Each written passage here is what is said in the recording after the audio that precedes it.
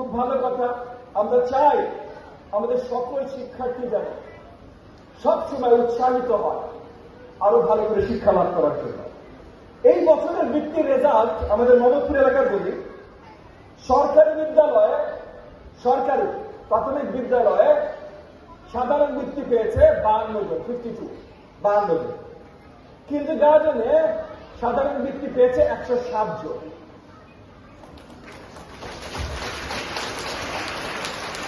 তো আমাদের সরকারি প্রাথমিক বিদ্যালয়ে যতজন বৃত্তি পেয়েছে তার ডাবলের বেশি বৃত্তি, সাধারণ বৃত্তি আবার কিন্ডারগার্টেনের শিশুরা পেয়েছে।